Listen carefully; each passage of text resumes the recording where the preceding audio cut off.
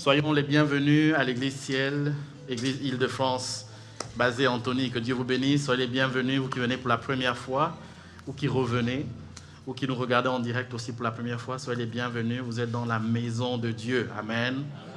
J'appelle ça la maison des pères. La maison des pères. Et encore une fois, le Seigneur va nous faire du bien. Et j'aimerais que pendant quelques minutes, nous puissions écouter la parole de Dieu et nous laisser guider par cette parole de Dieu. Nous avons commencé une série d'enseignements et je vais toujours mettre un contexte pour que vous puissiez bien comprendre dans quoi nous parlons ou de quoi nous parlons. J'ai intitulé « 7 types de fils d'une terre fertile ». On peut dire issus d'une terre fertile ou provenant d'une terre fertile. Et dans les 7 types de fils, j'ai abordé plusieurs points. Mais je parlerai de ce résumé à la fin. Pas ce texte qui est programmé, qui est affiché. Et quand j'ai parlé de 7 types de fils, j'ai abordé le premier type de fils, ce que j'ai appelé ce qui constitue la réserve de l'Éternel. La réserve de l'Éternel veut dire que Dieu s'est choisi des personnes qu'il a mises à part, qu'il n'a pas exposées.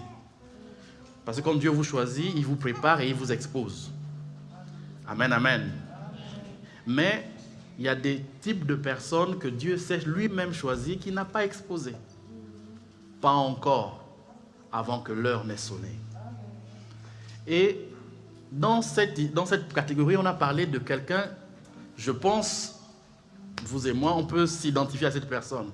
Elle s'appelle Méphibosheth. Vous avez relu l'histoire de Méphibosheth? Quelqu'un de particulier. Voici ce que la Bible dit de lui dans 2 Samuel 4, verset 4. Il était le fils d'un prétendant au trône, Jonathan, qui lui était le prince, mais lui, le prince, était le fils du roi, Saül. Voici ce que la Bible dit de Méphibosheth. Retenez bien ce nom et gardez-le en tête parce qu'il concerne chacun de nous. Jonathan, fils de Saül, avait un fils perclus des pieds.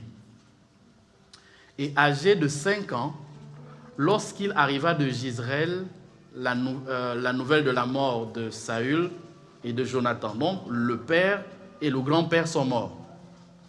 Et on dit que sa nourrice le prit et s'enfuit, parce qu'il y avait la guerre entre 2 peuples. Donc, ils se sont enfuis. Elle courait parce que, on va dire, sa protection n'était plus là, le père de la maison. Donc, pendant qu'elle s'enfuit, comme elle précipitait sa fuite, il tomba. Donc, l'enfant tomba à terre et resta boiteux. Son nom était Méphibosheth. Je mets ça dans différents contextes. Méphibosheth, c'est qui? C'est toi, c'est moi. C'est ton voisin, ton ami, quelqu'un que tu connais. Qui, par des circonstances, concours de circonstances, se retrouve boiteux. La Bible dit perclus des pieds. Ça veut dire qu'il ne pouvait plus utiliser ses pieds pour fonctionner comme tout enfant de 5 ans et au-delà. Méphibosheth. Bloqué par la vie. C'est comme si son destin s'était arrêté à un moment donné. Et l'enfant qui était né, si vous avez jamais eu des enfants au monde, vous savez qu'à l'hôpital, on examine l'enfant quasiment tous les mois pour voir sa taille, la taille de sa tête, la taille de ceci, pour voir s'il a les réflexes, etc., etc. Mais lui, à un moment donné, à 5 ans, sa vie s'est arrêtée. Quasiment. Souvenez-vous que quand on parle de royauté, on parle de dynastie. C'est le père, le fils succède au père et au fur et à mesure. Donc, Jonathan n'était plus là, qui pouvait succéder au trône de Saül. Mais non, je veux dire, Jonathan n'était plus là, il était mort. Donc, celui qui pouvait succéder. Maintenant qu'il n'est plus là, en temps normal, c'est un des fils de Jonathan qui pouvait accéder au trône. Est-ce que vous me suivez? Malheureusement, Méphibosheth, qui fait un des fils de Jonathan, perclus de pied, infirme. Et quand on regarde perclus de pied, ça veut dire boiteux. Ça veut dire estropié. Paralysé. Ça veut dire que l'un des éléments de sa vie qu'il pouvait utiliser pour jouir de la royauté, il ne pouvait plus. N'oubliez pas qu'en Israël, Un roi doit avoir une prestance. Vous vous souvenez d'Absalom? On dit qu'il était beau. Toi, je ne sais pas si tu es beau de figure, de taille, je ne sais pas. Je ne peux pas trop préciser cela. Mais Absalom, la Bible dit qu'il y avait des critères de beauté. Et David lui-même, il était beau. Parce que pour être roi en Israël, il fallait avoir une prestance. Mais les circonstances de la vie lui ont privé de cette prestance. La capacité de se tenir sur des chars, la capacité de se tenir sur des chevaux et de dominer les autres. Parce qu'en temps normal, un infirme ne peut pas dominer les gens qui sont bien portants. Mais tout cela s'est passé lorsqu'il avait 5 ans. Ça veut dire quoi? Ça veut dire qu'il y a plusieurs événements qui nous sont arrivés et qui nous ont privés d'une royauté, d'un positionnement. Mais les événements dont la Bible parle ici ne sont pas volontaires. Ça veut dire que ce n'est pas le fruit de son péché. C'est le fruit des circonstances de la vie. Je ne sais pas si vous avez déjà perdu une maman, un papa, un oncle, une tante, un frère. Comment vous vous êtes senti? Mais je ne suis pas sûr que c'était de votre faute. Surtout quand vous l'avez perdu en bas âge. Vous n'étiez conscient de rien. Mais c'est comme si une partie de vous s'est arrêtée. Méphibosheth. La Bible dit qu'il tomba et resta boiteux. À la suite de la chute, il ne s'est plus relevé.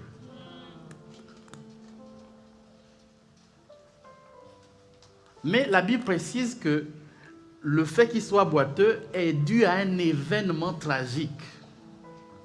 C'est la mort de son papa et de son grand-père. Et la douleur qu'a eue la servante et la peur, elle s'est enfuie. Et en fuyant, un incident est arrivé. Aujourd'hui, c'est le culte des guérisons.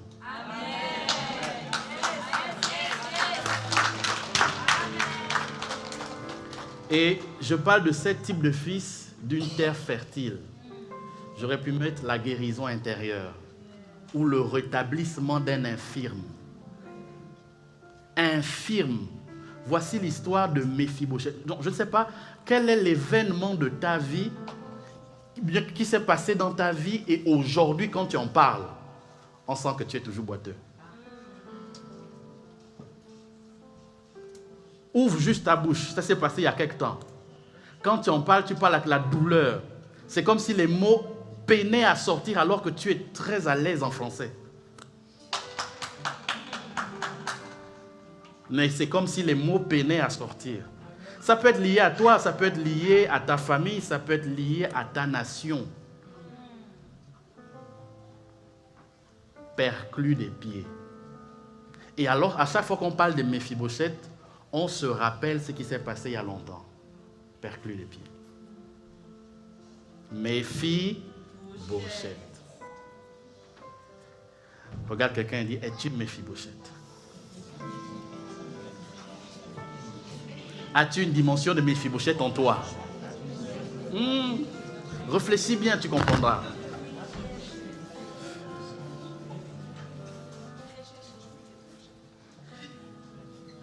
Maintenant, 2 Samuel, chapitre 9, pardon. Regardez. Et je suis en train d'enseigner terminer le premier point. Le premier point, c'est que dans les 7 fils que Dieu a en réserve, les 7 fils d'une terre fertile, il y a ceux que Dieu lui-même a en réserve. Ça veut dire les circonstances de la vie ont fait en sorte de les sortir d'un schéma, d'une ligne, d'une cargaison, d'un fonctionnement normal comme tout le monde. C'est même ces personnes qui sont intéressées par Dieu ou sur lesquelles Dieu s'intéresse en disant « Ah, mais c'est le prototype même dont j'ai besoin. » Amen, amen.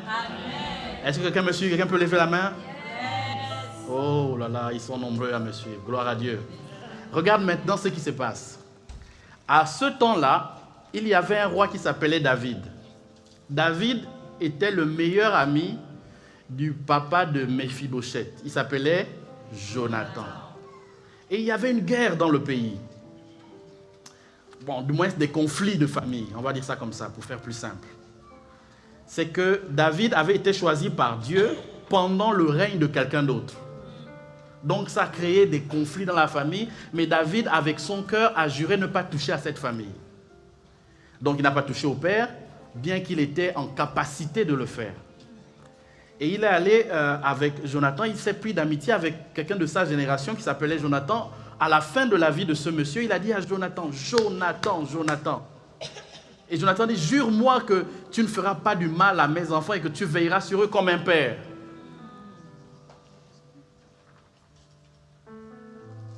Mais Méphibosheth n'était pas dans l'histoire d'abord. C'était une relation entre pères. Ok? Donc Méphibosheth, quand il grandit, en temps normal, il est prétendant au trône. Il ne sait pas ce qui s'est passé entre les deux papas. Alors le papa, David, va commencer à se dire, mais où sont les enfants de mon ami Jonathan? Où sont-ils? Voici 2 Samuel 9. David dit, reste-t-il encore quelqu'un de la maison de Saül? Maison ici veut dire baït. C'est l'environnement où un père dirige. Mais le père étant absent, lui il dit, ben, les enfants qui sont issus de cette maison-là, où sont-ils? Pour que je lui fasse du bien à cause de Jonathan. Vous êtes-il déjà arrivé, quelqu'un vous a fait du bien à cause de quelqu'un d'autre? Oui, moi c'est à cause de mon père. Tellement il est ouvert, gentil, tout le monde le connaît. Donc on dit, ah c'est les enfants des fidèles, ah oui, bon, tiens, jusqu'aujourd'hui. C'est bien d'avoir un père sans problème. Hein. Vous héritez de cela. Verset 2. Il y avait un serviteur de la maison de Saül nommé Tiba, que l'on fit venir auprès de David. Le roi lui dit, es-tu Tiba? Il dit, oui, ton serviteur. Le roi dit, n'y a-t-il plus personne de la maison de Saül?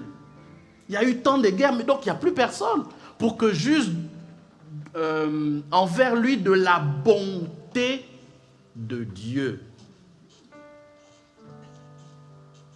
Non, il y a quelqu'un dont la bonté de Dieu doit se manifester. Ah, c'est comme si la bonté de Dieu te poursuit, ça t'arrive. Et ça arrive sur toi et sur tes enfants. Et Tiba répondit, il y a encore un fils de Jonathan, regardez, perclus des pieds, en d'autres termes boiteux, détruit par la vie, brisé par ce qui s'était passé, parce que lui, Tiba, il connaît l'histoire. Il travaillait pour le roi précédent. Donc, il connaît l'histoire de la famille. Il sait que dans la famille, il y a quelqu'un qui a été brisé. Oh, famille ciel, est-ce que connais-tu dans la famille ciel quelqu'un qui a été brisé?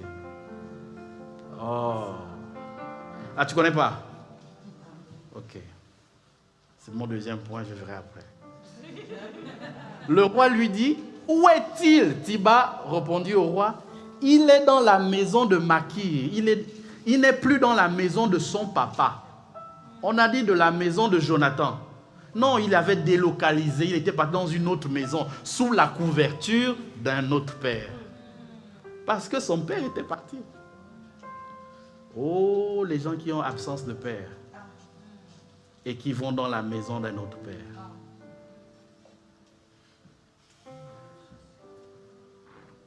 Le roi David l'envoya chercher dans la maison de Makir, fils d'Amel, à Lodébar.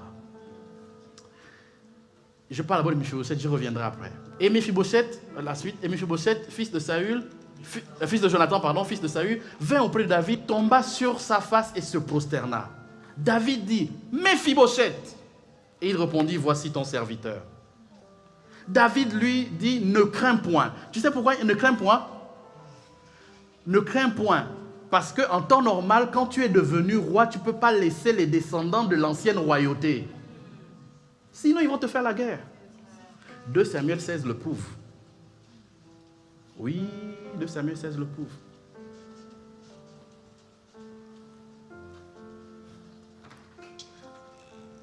Car je vais te faire du bien à cause de Jonathan ton père. Je te rendrai. Regarde ce que Dieu fait à Méphibosheth. Je te rendrai toutes les terres de Saül ton père et tu mangeras toujours à ma table. Écoute-moi, quel que soit le Méphibosheth que tu es, ou que tu as, ou que tu vis, que tu traverses, il y a toujours un roi. Quelqu'un qui porte les habits de la royauté pour te rétablir dans ton fonctionnement que tu avais avant, dans le statut que tu avais avant. Mais celui qui a présenté Méphibosheth au roi, il a bien précisé que le gars que je t'amène là, il est perclus des pieds. Mais David n'a pas regardé à la condition présente de Jonathan, de Méphibosheth, pardon. Il a regardé à l'héritage qui est rattaché à son sang. Alors mon deuxième point ici, c'est que quel que soit ce que tu as fait, quel que soit ce que tu as vécu, la grâce de Dieu en toi est plus présente que ta condition d'aujourd'hui. Amen, amen.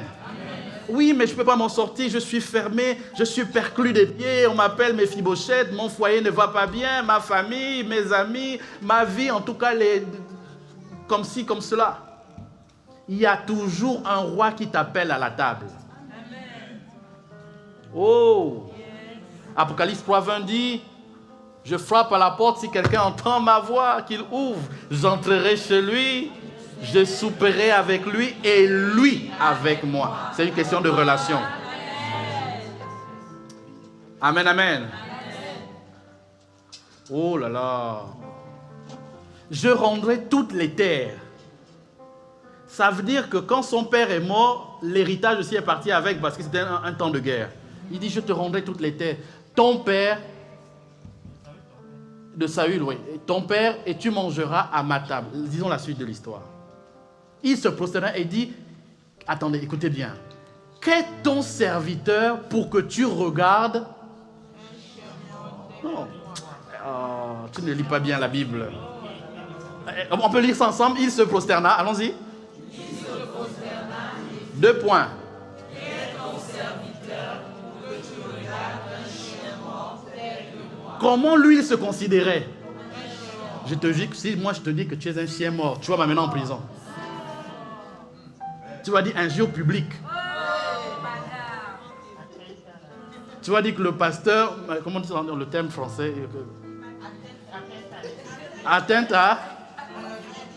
Tu vas prendre ces mots, tu vas dire je quitte l'église, c'est fini. Un pasteur a osé me dire je suis un chien mort. Parce que donc, quand vous pensez à chien mort, c'est une injure terrible. Oui ou non? Non, si ce n'est pas le cas, on va se dire chien mort. Tu as vu? C'est une injure terrible, c'est honteux de dire ça. Mais comment quelqu'un, ayant le sang royal, peut penser de lui qu'il est un chien mort? C'est que le niveau de dépression dans lequel il était est terrible. Pas un chien, un chien mort. Oh non, mais bon, bref, on ne peut pas dire ça à la télé.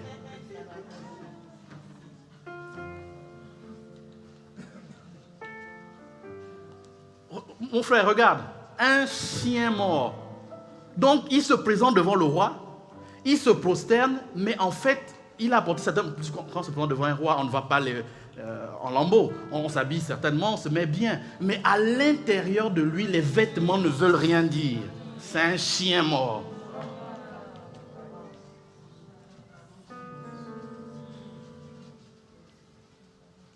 À cause de 2 événements.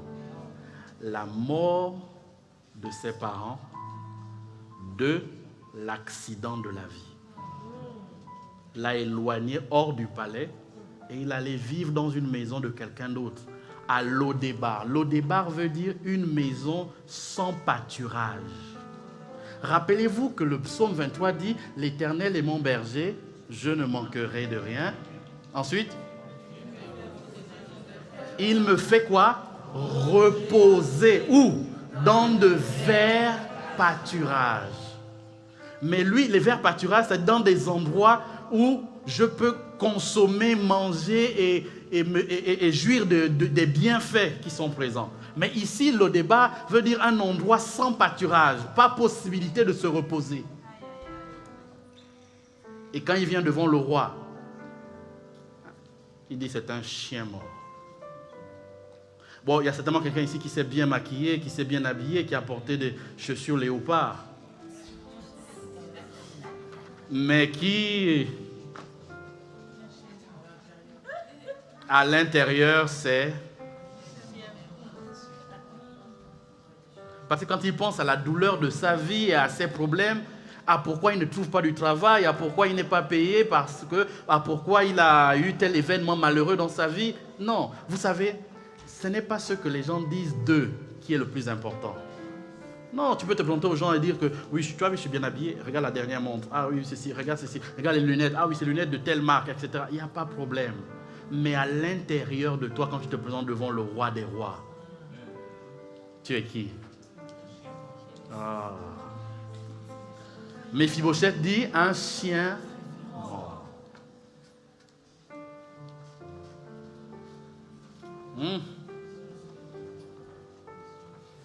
Verset 9. Le roi appela Tiba Saül et lui dit, le serviteur de Saül, lui dit, je donne au fils de ton maître tout ce qui appartenait.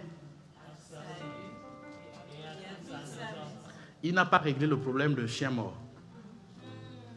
Il a juste rétabli les terres, les biens physiques. Mais le sentiment intérieur n'a pas été réglé. Méphibosheth. Tu cultiveras pour lui et tes terres, toi et tes fils, tes serviteurs, et tu feras les récoltes afin que le fils de ton maître ait du pain à manger. Et Méphibosheth, fils de ton maître, mangera toujours à ma table. Or, Tiba avait 15 fils et 20 serviteurs.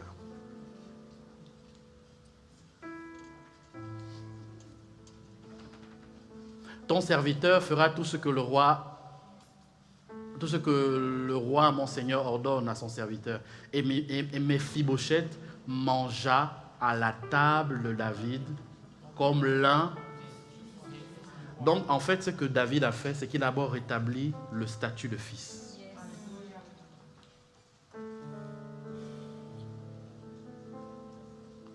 Parce qu'un chien n'a pas son papa. Vous avez déjà vu un chien et puis il a dit, oh lui là c'est mon papa qui m'a mis au monde il y a 2 jours, il y a 3 jours.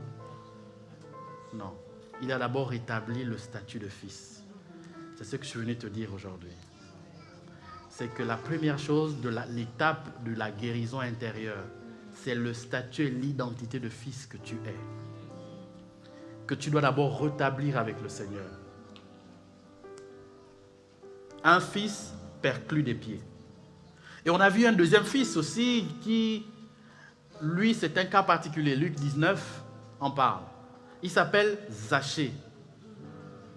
La Bible dit que Jésus, étant entré dans Jéricho, traversait la ville. Donc, c'était son boulot de marcher, c'était des nomades. Et voici un homme riche, appelé Zachée, chef des publicains, cherchait à voir qui était Jésus. Il était riche. Mais lui, sa préoccupation, c'était de voir qui est ce Jésus dont on parle. Mais il ne pouvait y parvenir à cause de la foule, car il avait un handicap naturel au sens de la foule. C'est qu'il était petit de taille. Donc il avait besoin d'une béquille pour aller en hauteur et voir Jésus. Si on mettait la foule rassemblée, il n'avait pas la capacité de voir Jésus parce qu'il n'était pas très élevé, très grand de taille. Il courut en avant et il a eu une intelligence particulière. Il monta sur un sycomore pour le voir parce qu'il devait passer par là. Donc il a vu un mouvement de foule, Jésus devait passer par là, il est monté sur un arbre appelé sycomore. C'est comme s'il prenait une raison de voir Jésus. Voilà, un instrument sur lequel il devait se baser pour voir Jésus. Et il devait juste passer par là. Lorsqu'il fut arrivé à cet endroit, il leva les yeux et lui dit, c'est Jésus. Personne, comme je disais la semaine dernière, personne n'avait jamais dit que ce monsieur-là était sur un sycomore et son nom de famille c'était Zachée. Parce que Jésus sait reconnaître ses amis. Quand Jésus cherche quelqu'un, il connaît ton nom. C'est toi qui ignores vraiment l'identité de son nom. Est-ce qu'il est bon, il n'est pas bon? Non. Il dit, il lève les yeux et dit, à toi de descendre, car il faut que je demeure dans ta maison aujourd'hui. Même si tu es perclus des pieds, même si tu as une taille limitée, par les circonstances de la vie, personne ne t'a dit que tu serais comme ça. Tu as grandi et puis à un moment donné, tu t'es arrêté et puis tu n'as pas la capacité de voir Jésus comme les autres. Un message d'espoir. Jésus a la capacité de voir chacun de nous là où il se terre.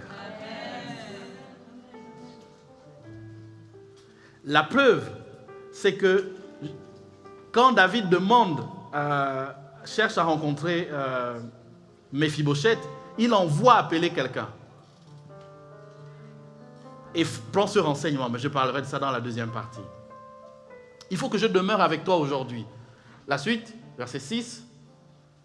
Zachée se hâta de descendre et le reçut avec joie. Verset 7.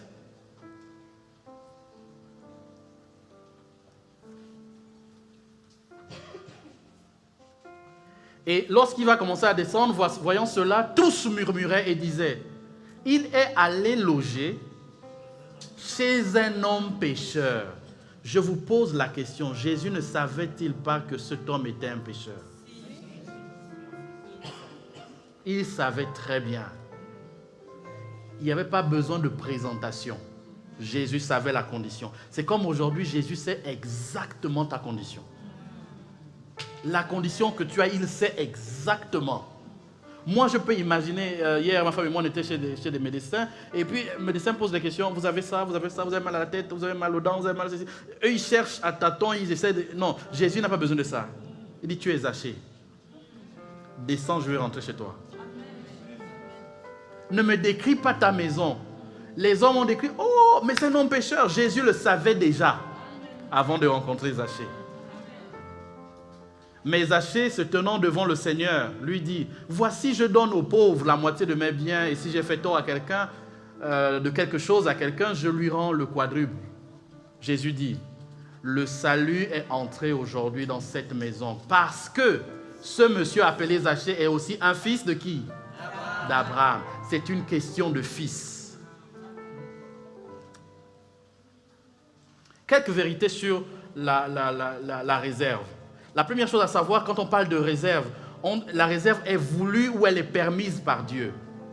C'est Dieu qui, à un moment donné, par des circonstances, sait comment t'amener à l'extérieur. Te mettre un peu en dehors pour te travailler.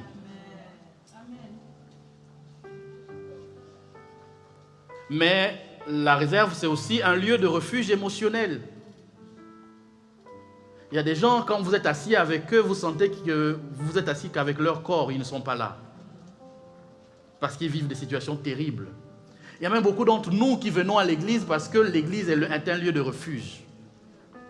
Où on peut voir quelqu'un, on peut parler et on peut sortir de nos problèmes de la maison. Oh, je parle à des extraterrestres.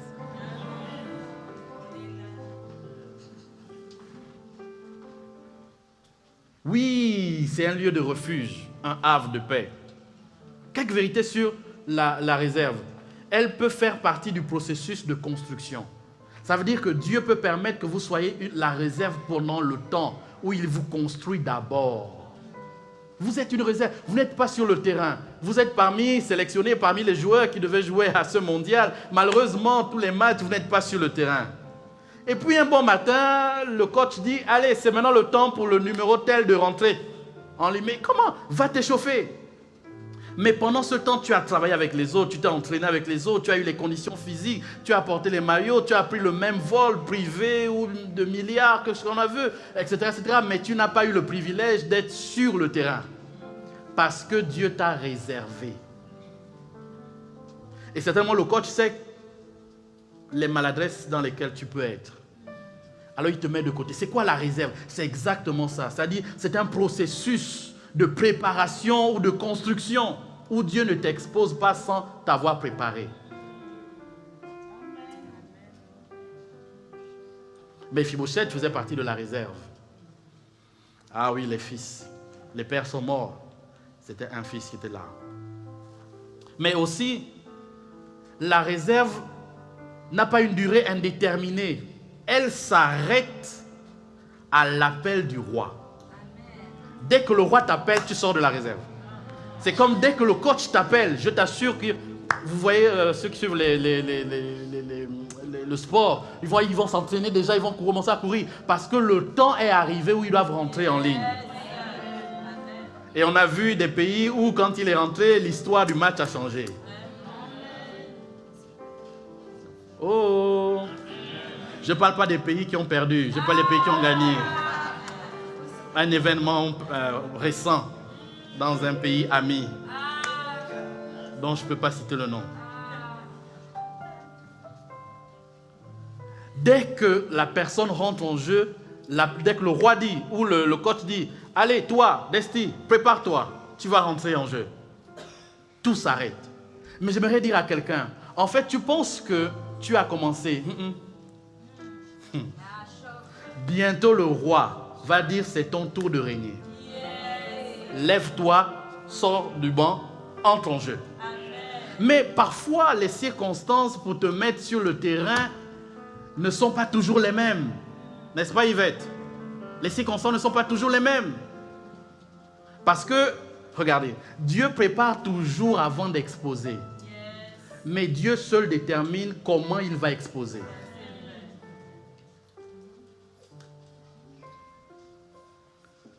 Et j'aimerais parler à une jeune fille. Tu ne sais pas quand le mariage va sonner. Tu sais juste que tu es en réserve. Celui qui t'a mis en réserve pendant le temps qu'on appelle célibat va t'exposer au mariage maintenant. Mais tu ne sais pas quel roi tu vas rencontrer. Peut-être c'est Boaz.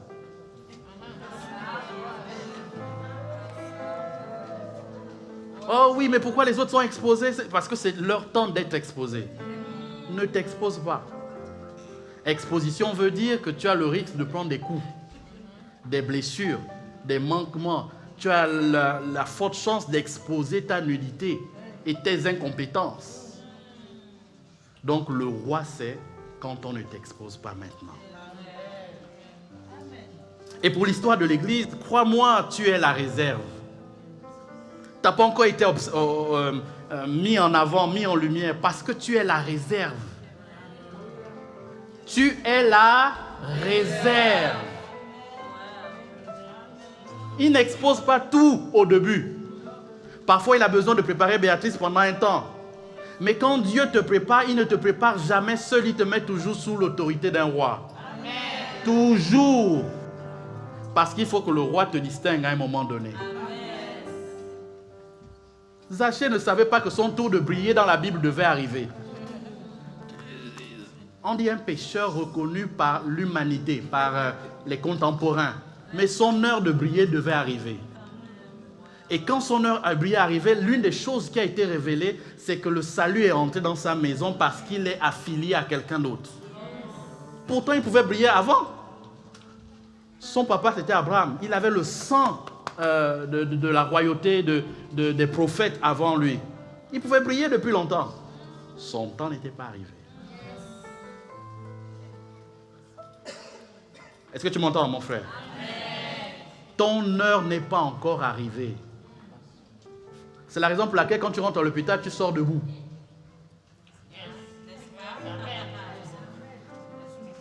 C'est la raison pour laquelle quand tu rentres dans l'hôpital de je ne sais pas quelle ville, les médecins font ce qu'ils font et puis tu rentres encore debout à la maison. Ton heure n'est pas encore arrivée. Parce que tu dois être préparé pour entrer sur le match. Alors de temps en temps, on doit amener la carrosserie se faire réparer.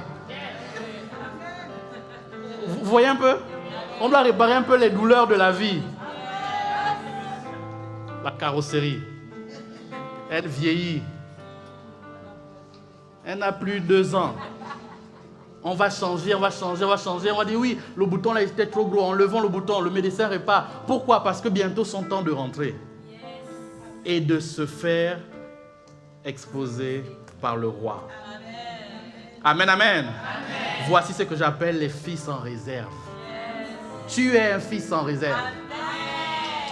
Ne t'inquiète pas, oui, mais je traverse les situations. Ne t'inquiète pas, les situations font partie de la réserve. Oui. Tu sais qu'un joueur peut se faire mal à l'entraînement et ne pas être programmé au match. Donc, la blessure fait partie de sa carrière de footballeur. Oh non, c'est pas vrai. C'est vrai. Si. Il y a même des joueurs qui passent leur permis à 27 ans. Milliardaires de leur état.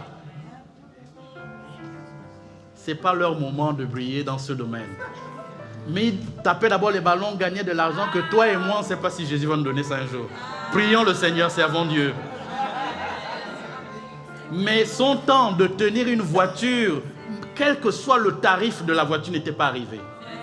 C'était le temps de se faire conduire. Chaque chose a son temps.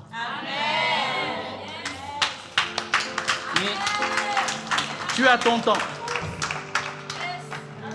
Tu as ton temps. Il y a le temps où tu fais le péché que tu aimes là. Oui, c'est ton temps. Maintenant, aujourd'hui, c'est fini. Donc jusqu'à hier, c'était ton temps. De vivre sous le toit d'un homme qui n'est pas... bon, bref, on va passer à l'application. C'était ton temps. Donc, ne te culpabilise pas du fait que... Oui, mais...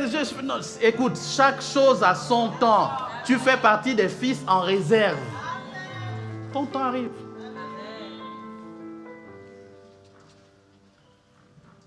Ta responsabilité, c'est de travailler pendant que tu es en préparation. Travaille. Comment sortir de telle situation? Travaille. Comment sortir des dettes? Travaille. Ton temps arrive. Comment sortir du péché de ceci? Travaille. Comment faire sortir de ceci? Voilà, travaille. Travaille. Investis-toi, travaille. Parce qu'il y aura un temps où le maître dira, on cherche des hommes mariés dans cette entreprise. Ou des femmes mariées. Si tu n'as pas eu le temps de travailler quand tu t'es en réserve, tu es en difficulté. Tu vas dire, oh, mais le poste est allé à Béatrice. Pourtant, je suis plus compétente que Béatrice. Non, c'est parce qu'elle a fait les choses dans le temps de Dieu. Amen. Amen. Sors de la culpabilité, mon ami. Ah, je suis arrivé à l'église hier. Non, 2026, je suis arrivé à l'église. T'inquiète, c'est ton temps. Avant toi, il n'y avait pas toi. Donc, c'est ton temps. C'est ton temps. Et je vais te dire encore mieux, c'est ton temps de tenir le micro. C'est ton temps. Avant, on tenait le micro, on te donnait même pas le micro. Quand tu passais, le micro te fouillait. C'est même pas les gens, c'est le micro lui-même qui te fouillait. Quand il arrive à toi, il dit non. Non, pas lui. Maintenant, c'est ton temps. Passe de la réserve à l'exposition. C'est Dieu qui le fait maintenant. Ah oui, mais pasteur, non, je ne peux pas trop parler de Jésus, etc. Oui, le temps où tu devais comprendre Jésus, comprendre les versets bibliques, c'était un temps de réserve. Maintenant, c'est le temps d'exposition où tu parles de Jésus partout. Dans les bus, les trains, les métros, tout ce que tu veux. Jésus. Pourquoi? Parce qu'il t'a préparé d'avance.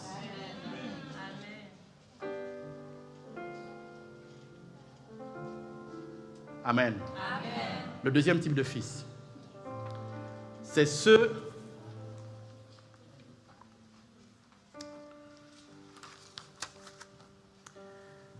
qui n'oublient pas les fils perdus. Oh, c'est la meilleure partie de ma prédication que j'aime. Il y en a 7. Premier, ceux qui sont la réserve. 2, ceux qui n'oublient pas les fils perdus. Regarde. Quand David cherche quelqu'un à qui faire du bien, il se tourne vers une personne qui a la mémoire et le souvenir des autres fils qui étaient dans la maison. Il s'appelle comment? Tiba. Moi, je veux être un Tiba. Je me rappelle dans la maison des fils qui n'étaient pas là. Ou des fils qui sont partis à un moment donné. Parce qu'il y a eu des situations terribles. Et ce qui est bien, c'est que Thiba a le souvenir de la condition des fils perdus. Il dit, ah, il y a un qui s'appelle Méphibosheth, il est parti, il est perclus de pieds, brisé par la vie, mais il est caché dans une autre maison. Il est là-bas, à Lodébar, un endroit sans pâturage, sans confort. Le roi, qu'est-ce que tu veux? Va me chercher Méphibosheth pour que je le bénisse. Ah oui, d'accord, il court, aller chercher la personne. Parce que certainement pendant le trajet, il savait où se trouvait Méphibosheth. Il savait avec précision où se trouvait. Et il connaissait bien quel était le visage de Méphibosheth. Parce que la Bible dit dans Samuel, verset 4, qu'il avait 5 ans. Mais quand il vient devant le roi, il n'a plus 5 ans. Oui, c'est vrai. Oui. Il y a des gens qui sont te demandent, tu as été avec eux à la maternelle, quand tu les vois, tu as dit c'est faux, c'est pas eux. Parce que tu n'as pas le souvenir de ça. Mais là, Thiba recherche Méphibosheth. Alors, cette génération, c'est aussi la génération des gens que Dieu suscite dans l'église pour ramener à la maison les fils perdus. Les fils perdus. Les fils, ils sont arrêtés en chemin, bloqués par la vie, par les circonstances. On ne te demande pas, est-ce que, Thiba, est-ce que tu sais si Méphibosheth était un bon garçon ou pas un bon garçon? Ce n'est pas ton problème. Va rechercher où se trouve Méphibosheth et ramène-le devant le roi. Et regarde, quand j'ai ramené, moi Thiba, quand j'ai ramené Méphibosheth, oh, le roi il ose dire que moi je serai le serviteur de celui que j'ai ramené. Regarde le texte. Pourtant, j'ai des enfants et des serviteurs. Le texte dit 15 enfants et 20. Non, moi, si je ne mérite pas le goût là, de manger à la table du roi, de prendre la nourriture du roi et de donner à mes enfants et à mes serviteurs. Si. Mais la deuxième catégorie, ce sont les fils qui recherchent d'autres fils perdus. Alors tu viens à l'église et tu te demandes, oui, je suis bien, etc., etc. Mais le bien que Dieu te fait est juste pour toi.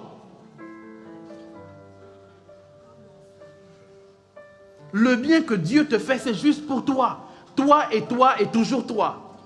Non, il y a des fils perdus. Il y a des gens qui ont été blessés par la vie, rejetés et exclus, qui doivent revenir à la maison.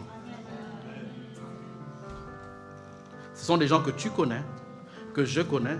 C'est des gens que tu connais et que je ne connais pas. Des fils perdus. Et il y a 2 types de fils perdus que j'aimerais bien développer avec vous pendant quelques minutes.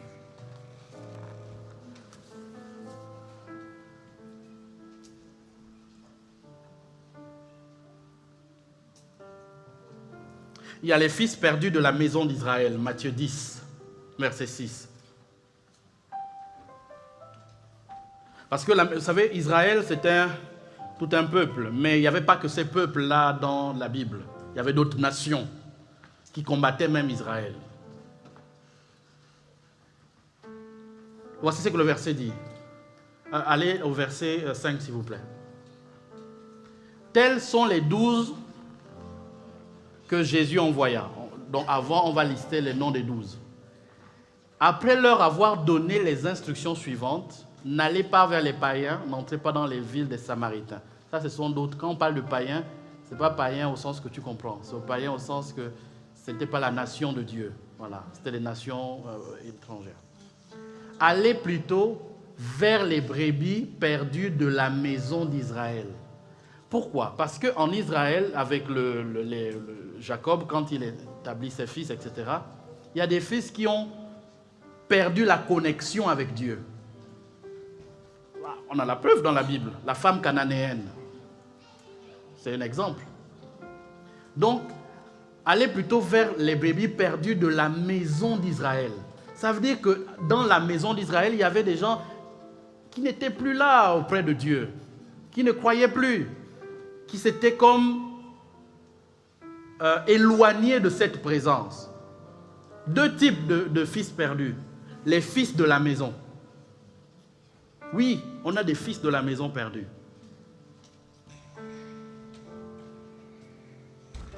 Abandonnés, tout ce que vous voulez dire par là. Matthieu 15, 24, Jésus va dire autre chose encore. On a les brebis perdues de la maison d'Israël, mais on a aussi un autre type de brebis dans Matthieu 15, verset 24.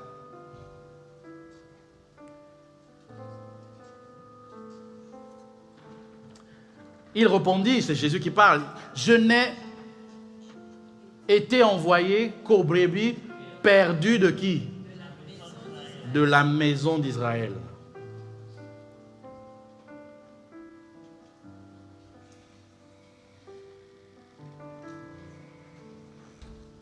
Il peut arriver que dans la vie, comment vous fonctionnez, il y ait des frères avec qui ils se sont arrêtés en cours de chemin. Les frères, ce n'est pas forcément les frères qui prient à l'église, ça peut être des frères, des amis. Ils ont perdu la foi à un moment donné, ils ont baissé les bras.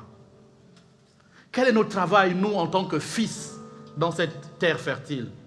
C'est de relever ceux qui sont abattus. C'est de montrer le chemin à ceux qui ont perdu confiance à la vie. Parce qu'eux aussi, ce sont des fils d'Abraham, on a vu avec Zachée. C'est aussi un des fils d'Abraham. On ne peut pas te laisser tomber parce que nous venons tous d'un même père. L'idée, ce n'est pas forcément d'amener tout le monde à venir à l'église. Non, chacun a sa saison, son temps. Mais que moi, je ne dois pas oublier que quand j'ai été faible, quelqu'un m'a relevé. Lorsque quelqu'un sera aussi faible, moi aussi j'ai le travail de relever cette personne. Matthieu 15, 29. Regardez ce que Jésus fait. Jésus quitta ces lieux et vint près de la mer de Galilée. Étant monté sur la montagne, il s'y assit. Alors s'approcha de lui une grande foule ayant avec elle, on peut citer s'il vous plaît, des boiteux, des aveugles, des muets, des estrubiers et la suite. On les mit à ses pieds et il les guérit.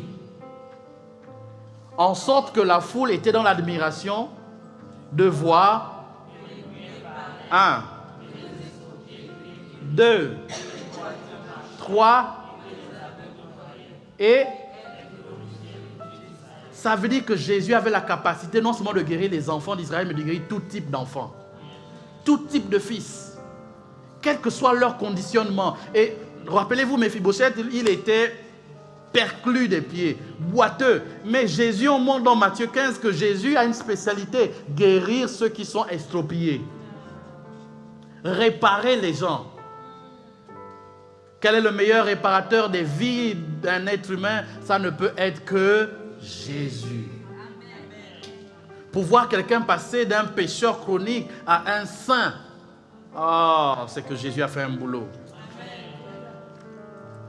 Alors Jésus a la capacité de le faire. Et si Jésus le fait, pourquoi pas nous?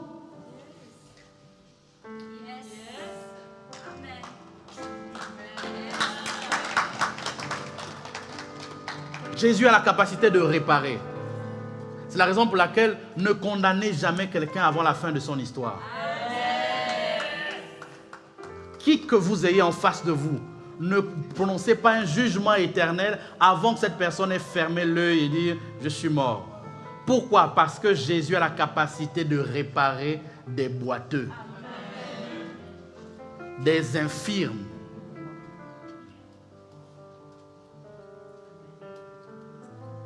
Et ne pense pas que l'infirmité, c'est quelque chose de toujours visible. Parfois, l'infirmité est invisible. Il n'y a que celui qui le porte qui sait que dans un domaine de ma vie, il y a une forme d'infirmité. Dans un domaine de ma tête, il y a quelque chose qui ne tourne pas en rond. Mais quel que soit ton état, Jésus guérit. As-tu le diabète? Jésus guérit. Parce que le diabète a la capacité d'éteindre beaucoup d'autres choses dans le corps. C'est pas vrai? Oh oui. Mais Jésus guérit du diabète. Et Jésus restaure les couples dont l'un des conjoints est diabétique.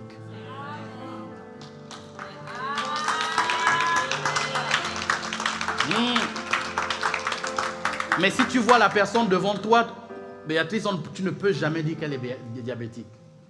Mais c'est une forme d'infirmité. Parce que le diabète dans le sang, mais il détruit un certain nombre de choses autour. Il empêche un certain nombre de choses de fonctionner. Tu vas entendre que tel aspect ne fonctionne pas bien, c'est parce qu'on m'avait diagnostiqué diabétique. Et le médicament du diabète ne guérit pas tous les autres les maladies, les conséquences. Mais Jésus, quand il rentre dans une vie, il ne guérit pas que le diabète. Il rétablit tout. En premier lieu, le statut de fils. Quand Méphibosheth mange à la table, il ne mange pas en tant que boiteux. Lui se demande chien mort. Mais attends, on appelle un chien mort manger un jour. Ok, c'est un hasard. Tous les soirs, le chien mort. Tous les soirs. C'est que tu as de la valeur. Amen, amen. Amen. Alors, quel que soit comment ton histoire a commencé il y a 5 ans, ou à l'âge de 5 ans, aujourd'hui, c'est le temps de réparer. Jésus répare les vies. Jésus répare les vies. Non, mais pasteur, est-ce que c'est possible réellement? Oui, c'est possible. Jésus répare les vies.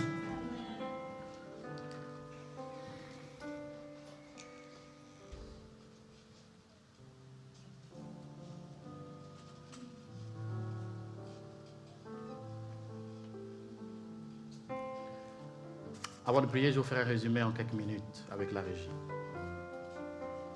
Et j'aimerais que vous restiez concentrés pendant un instant et que vous regardiez simplement votre écran. Et vous qui êtes à la maison également, pour que vous puissiez comprendre ce qu'on a enseigné aujourd'hui et la semaine dernière et que l'on va continuer. Vous allez découvrir que même 7 types de fils, c'est peu. Il y en a plusieurs. Voici le premier résumé. Premier type de fils, c'est ceux qui constituent la réserve divine. On a vu Méphibosheth, le fils perclus des pieds. On a vu aussi les fils qui ne correspondent pas au canon de représentation. Méphibosheth, avec son infirmité, ne pouvait pas être vraiment reconnu comme roi. Il y avait un autre comme ça avant lui, Jésus. Isaïe dit qu'il n'avait rien pour attirer nos regards. Non, lui savait ça avant.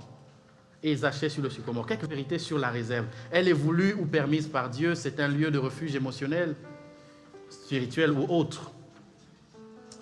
Elle peut faire partie du processus de construction d'un homme. Elle termine toujours par l'appel du roi. Toujours. Les points clés à retenir sur Méphibosheth et Zachée. Ils sont tous deux fils d'une personne. La filiation est marquée dans la Bible. Ils ne sont pas toujours privilégiés par les événements. Mais à un moment donné, ils rencontrent une figure d'autorité. Ce qui te manque, c'est une figure d'autorité. Non, je vais répéter. Pourquoi tu traînes dans les mêmes choses? C'est parce qu'il te manque une figure d'autorité. La figure d'autorité a la capacité d'émonder. Que veut dire émonder? Couper, tailler. Ce qui te manque, c'est la figure d'autorité sur toi. Parce qu'à chaque fois qu'ils ont croisé une figure d'autorité, leur histoire a changé.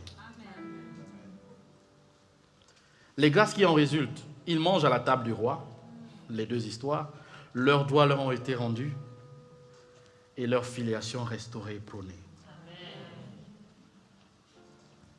Ceux qui sont une réserve. Et on a vu aussi ceux qui n'oublient pas les fils perdus. On a vu le cas de Thiba. Jésus avec Zachée. L'histoire de la femme cananéenne. Trouvez-moi la référence, s'il vous plaît, la femme cananéenne. C'est une histoire terrible. Je vais te clôturer avec. Quelques points à retenir. Être celui qui se souvient des fils de la maison. Si Dieu t'a sauvé, c'est qu'il peut sauver quelqu'un d'autre. Quand la figure d'autorité croise notre chemin, il restaure tout type de fils. Parce que l'autorité n'a pas de préférence. Lui, il voit la filiation. Les fils perdus de la maison d'Israël, c'est tous les fils et tribus issues de Jacob, tous les membres de ma famille, toutes les personnes avec qui j'ai une affinité. Les fils non issus, Jésus est venu pour tous les peuples de la terre. Tous peuvent crier à lui. Ton âme a de la valeur à ses yeux.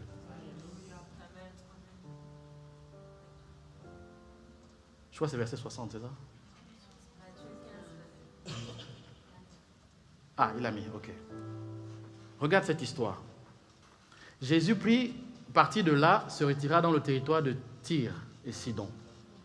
Et voici une femme cananéenne qui venait de ces contrées, lui cria « Aie pitié de moi, Seigneur, fils de qui ?» Il y a toujours une question de filiation. Ma fille est cruellement tourmentée par qui?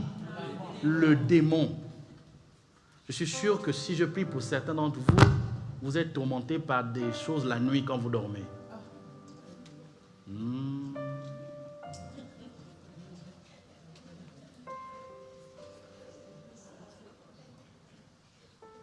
Vous êtes tourmentés par des esprits la nuit quand vous dormez.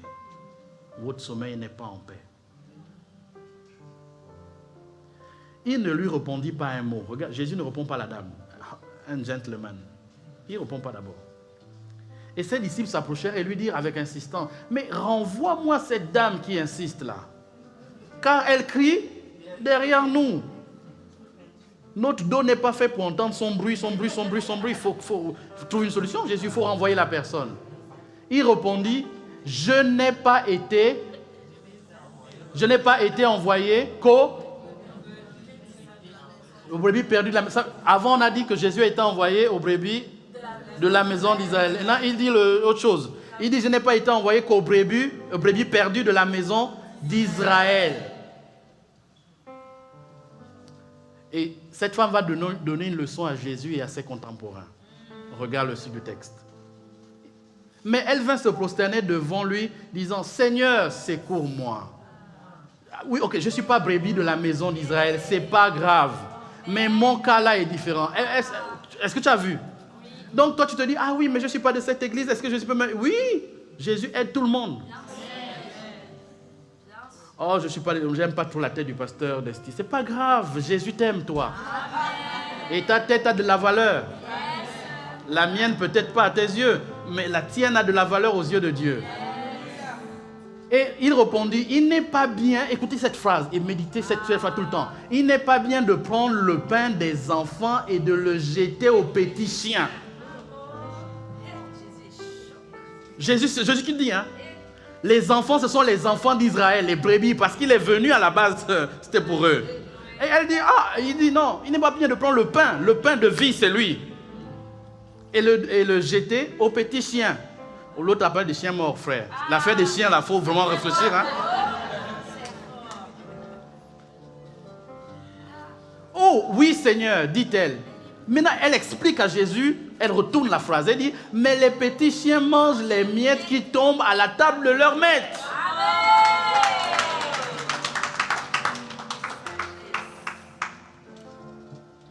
Ok, d'accord, tu n'es pas chrétien et tu ne crois pas. Mon ami, je n'ai pas besoin que tu sois chrétien pour prier pour toi. C'est écrit où? J'ai besoin que tu crois. Qu'en priant pour toi, tu seras rétabli par le Seigneur. Je n'ai pas besoin que tu saches prier parce que Jésus, toutes les personnes dont il a guéri, est-ce qu'il savait prier? Tous les boiteux qui sont venus en foule, non. Mais Jésus, son rôle, c'est de faire du bien à quelqu'un. Alléluia. Donc, si tu es là dans l'église aujourd'hui, pour la première fois, la deuxième, la troisième fois, Jésus peut te faire du bien. Il suffit que tu le veuilles. Jésus lui dit, femme, ta foi est grande, qu'il te soit fait comme tu veux. Qu'est-ce qu'elle voulait? Que le démon quitte qui? Sa fille.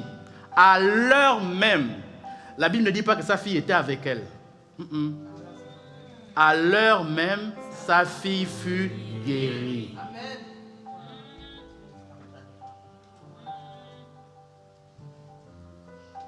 On ne prend pas ce qui est au fils pour donner aux petits chiens. Jésus dit, la femme dit, il n'y a pas de problème. Mais quand les petits chiens mangent là, quand les fils mangent à table, ceux qui tombent là, moi je peux prendre. Donc je n'ai pas toute la grâce pour être délivré de tous mes péchés, mais la petite portion, parce que je suis venu à ciel là, donne-moi ça.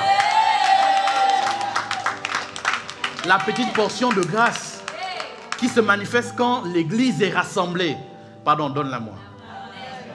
Je suis encore dans les péchés, les problèmes, les choses bizarres. C'est pas grave, mais s'il te plaît, si vraiment tu existes et que tu as la capacité de réparer un cœur, comme je suis venu à ciel aujourd'hui, regarde, les petites miettes là, Seigneur, s'il te plaît, donne ça, je vais manger. Vous savez, quand vous êtes vraiment malade et quand vous dites que le médecin se trouve à 100 km de chez vous pour vous sauver, vous allez aller. Vous allez tout faire pour y aller. La bonne nouvelle, c'est que tu n'as même pas besoin de faire 100 km, tu es déjà là. Amen. Tu es déjà là. Capable d'être guéri. Amen. Moi, je crois au miracle. Je crois au miraculeux. Je crois que quand les enfants de Dieu ils se réunissent, il y a tellement de puissance, il y a tellement d'onction et de grâce que Dieu envoie pour rétablir les autres enfants d'Israël, de la maison d'Israël. Bon, ok, enfant de maison d'Israël, d'accord, j'avais dit je suis chrétien, je suis né de nouveau, je marche avec Dieu, je m'applique, d'accord, oui, Dieu a peut-être une raison logique de me répondre. Mais moi, je ne prie pas beaucoup.